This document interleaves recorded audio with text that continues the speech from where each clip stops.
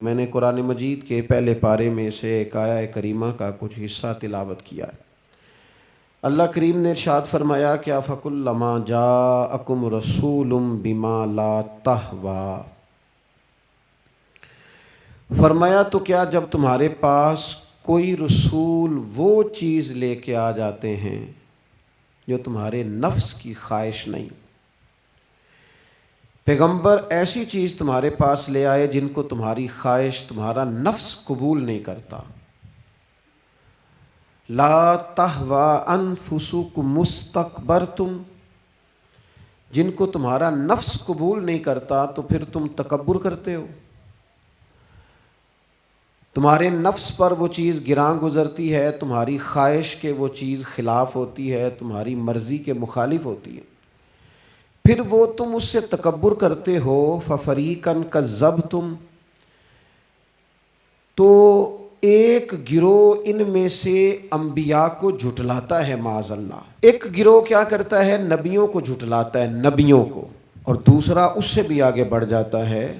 وَفَرِيقًا تَقْتُلُونَ، اور ایک گروہ ان کو شہید کر دیتا ہے۔ انبیاء کرام علیہم السلام کی جو تعلیمات ہوتی ہیں وہ کامل، اکمل اور مکمل ہوتی ہیں۔ انبیاء کرام علیہم السلام معصوم ہوتے ہیں۔ نبیوں میں معاذ اللہ نہ ظاہری طور پر کوئی نقص ہوتا ہے نہ باطنی طور پر نقص ہوتا ہے۔ اللہ تعالیٰ انبیاء کرام علیہم السلام کو بڑے قبیلوں میں پیدا فرماتا ہے، ان قبیلوں میں جو اس دور کے اندر لوگوں میں بڑی قدر کی نگاہ سے دیکھے جاتے ہیں، ان میں نبی آتے ہیں۔ انبیاء کرام کو اللہ تعالیٰ حسن و جمال دیتا ہے، قد و قامت دیتا ہے، ان کو اللہ تعالیٰ پر وجیح چہرے دیتا ہے، کامل تعلیمات دیتا ہے۔ اور سب سے بڑی بات یہ ہے کہ انبیاء معصوم ہوتے ہیں، ان کے اندر کوئی نفسانی خواہش ہی نہیں ہوتی، نبی کوئی خطا کرتے ہی نہیں۔ کامل، مکمل، اکمل تعلیم نبی لے کے آتے ہیں، لیکن اللہ کا قرآن کہتا ہے کہ جب وہ چیزیں تمہاری نفس کی خواہش کے خلاف ہوتی ہیں،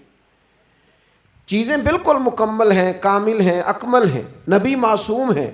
عام آدمی اگر کوئی بات کرتا ہے تو اس کی بات میں نقص رہ جاتا ہے، کمزوری رہ جاتی ہے، کسی دانشور سے، کسی شاعر سے، کسی ادیب سے، کسی آپ جس نے اپنی دانش بینش کے حساب سے کوئی بات کی ہے، آپ اگر اس سے کوئی تربیت لیتے ہیں تو اس کی بات میں کمزوری رہ جائے گی، عام آدمی ہے۔ انبیاء کرام علیہم السلام کی تعلیمات جو ہوتی ہیں وہ ذاتی نہیں ہوتی، وہ وحی الہی کے ساتھ ہوتی ہیں، ان میں کمزوری کوئی نہیں ہوتی، نقص کوئی نہیں ہوتا۔ انبیاء کرام علیہم السلام خوبصورت ہوتے ہیں، نورانی ہوتے ہیں، یعنی کسی بندے نے معاذ اللہ ان سے کوئی ایسی چیز نہیں دیکھی ہوتی جس سے کہ قباحت پیدا ہو، نقص پیدا ہو۔ انسان دور ہٹے، انہیں اللہ تعالیٰ ظاہری، باطنی، معنوی حسن دے کے دنیا میں بھیجتا ہے، کیوں نہیں لوگ مانتے؟ 950 سال حضرت نوح علیہ السلام نے تبلیغ فرمائی، اور میرے بھائی 1.5 دن میں بندہ تھک جاتا ہے، اکتا جاتا ہے، ہف جاتا ہے، عام آدمی کی بات کر رہا ہوں۔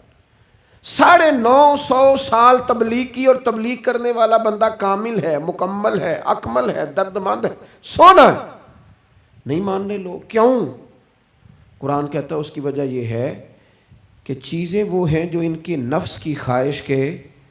خلاف ہیں، جو یہ ان کے نفس کی اور باطنی جو خواہشات ہیں ان کے مخالف ہیں، نہیں مانتے۔ حضرت موسیٰ کلیم علیہ السلام بنی اسرائیل کو نجات دینے کے لیے آئے تھے، راحت دینے کے لیے تشریف لائے تھے، لیکن آپ ان کے مطالبات دیکھیں کس قدر تکلیف دی۔ کبھی کہتے تھے نہیں مانتے جب تک اللہ کو اعلانیہ نہ دیکھ لیں، کبھی وہ کوئی مطالبہ لے کے آ جاتے، کبھی وہ پانی کا مطالبہ کرتے اور کہتے 12 چشمے الگ الگ چاہیے، کبھی وہ من و سلوہ کا مطالبہ کرتے، کبھی کہتے من و سلوہ تو آتا ہے پر ایک جیسا کھانا ہے، ہمیں تو الگ الگ چاہیے، وہ اجناس چاہیے جو زمین سے اگنی ہے۔ حضرت موسیٰ خوبصورت تھے، نورانی تھے، پروجی تھے، اور کمال یہ ہے کہ رب کے اتنے پیارے ہیں جن سے رب کلام فرماتا ہے، لیکن قوم ہے کہ تسلیم کرنے کو تیار نہیں، ماننے کو تیار نہیں۔ فقط اتنی بات ہے کہ وہ تعلیمات وہ ہیں جو ان کے نفس کی خواہش کے خلاف ہیں، اور ذرا سا انہیں موقع ملا، حضرت موسیٰ علیہ السلام 40 دنوں کے لیے کوہ طور پہ تشریف لے گئے تو پیچھے سے ایک بچڑے کی پوجا شروع کر دی۔ جناب کلیم واپس آئے تو پھر طرح طرح کی ہیلے بازیاں، حضرت یوسف علیہ السلام کا تو حسن مشہور ہے نا ساری دنیا میں، دنیا جانتی ہے نا کتنے سونے تھے، تو کیا اتنا خوبصورت آدمی بھی کنویں میں ڈال دیا جاتا ہے؟ کیا اتنا حسین آدمی بھی بازار میں بیچ دیا جاتا ہے؟ کیا اس قدر شخص جو ظاہری باطنی طور پر نورانی ہو، اس شخص پر بھی الزامات دھر کے جیل میں ڈال دیا جاتا ہے؟ مخلوق تو فنکار ہے اس درجہ کے پل بھر میں سنگے در کعبہ سے بھی اصنام تراشے، اور تم کون ہو کیا چیز ہے داغے کبابی، لوگوں نے تو مریم پہ بھی الزام تراشے۔ حضرت مریم سلام اللہ علیہ پر بھی، اور جناب عیسیٰ جن کو اللہ نے کھلے معجزات دیے، کوئی ضرورت تھی کسی اور چیز کی؟ جو بچہ پنگوڑے میں ہی کہہ رہا ہے انی عبد اللہ، میں اللہ کا بندہ ہوں، کھلے معجزات اور وہ بھی پنگوڑے میں۔ لیکن قرآن کہتا ہے تعلیمات وہ تھیں کہ جو ان کی نفس کی خواہش کے خلاف تھیں، لہذا نفس کی خواہش، وہ جو ایک جگہ پہ قرآن مجید نے کہا نا کچھ لوگوں نے نفس کی خواہش کو خدا بنا لیا، وہ چونکہ خواہشات نفسانیہ کے خلاف تھیں، نتیجہ اس کا یہ نکلا کہ ان لوگوں نے پیغمبروں، رسولوں، انبیاء، اللہ کے محبوب بندوں کو جھٹلا دیا، یہاں تک کہ قتل کر دیا۔ حضرت زکریا علیہ السلام جیسے لوگوں پر آرے چلا دی، شہادتیں ہو گئی انبیاء کی۔ وجہ کیا تھی؟ نفس کی خواہش کے خلاف تعلیمات تھی انبیاء کی، نہیں تسلیم کیا۔ نبی اکرم نور مجسم شفیع معظم صلی اللہ تعالی علیہ وسلم کے نہ سارے معجزات ان لوگوں نے اپنی آنکھوں سے دیکھے تھے، اور ایک دوسرے کے سامنے بیٹھ کے حضور کی تعریفیں کرتے تھے کہ میرا بھتیجا ہے، اس نے کبھی جھوٹ بولا ہو، ہے کبھی امانت میں خیانت کی ہو، ہے کبھی اس کے اندر کوئی نقص دیکھا ہو۔ وہ تعریفیں، وہ خوبصورتیاں، وہ رعنائیاں۔ لیکن جب حضور نے اعلان نبوت کیا نا، اب وہ جو خواہشات نفسانیہ تھی نا، وہ جو باطن کے اندر خواہشات مچلتی تھی، میں سردار ہوں، میرے ڈھیر سارے غلام ہونے چاہیے، میں کسی کو اپنا داماد قبول نہیں کرتا لہذا بیٹی کو زندہ دفن کروں گا، میں یہ کیسے قبول کر لوں کہ غریب آدمی میرے برابر میں آ کے بیٹھ جائے، برادری کی اونچ نیچ کیسے چھوڑ دوں۔ کل تک کہہ رہے تھے آپ صادق ہیں، آپ امین ہیں، آپ حسین ہیں، آپ باوقار ہیں، ہر چیز بیان کر رہے تھے، اور جیسے ہی کہا حضور نے کہ میں اللہ کا رسول بن کے آیا ہوں، جب ماننے کی باری آتی ہے نا، ماننے کی، حضور علیہ الصلوۃ والسلام پہاڑی پر تشریف فرما ہے، اور کریم محبوب علیہ الصلوۃ والسلام نے اونچی پہاڑی تھی، اس طرح کوئی آدمی یہاں دیوار پہ اوپر کھڑا ہو جاتا ہے تو آپ تو اس طرف نہیں دیکھ رہے، وہ ادھر بھی دیکھ رہا ہے، ادھر بھی دیکھ رہا ہے۔ اونچی پہاڑی پر حضور کھڑے ہو گئے، اور کھڑے ہو کے فرمایا اگر میں تم سے کہوں کہ پہاڑی کے اس پار دشمن ہے اور وہ تیاری کر کے آ چکا ہے، تم پر حملہ آور ہو جائے گا، کیا میری بات مان لو گے؟ دیکھا نہیں تم نے، میں کہہ رہا ہوں دشمن ہے،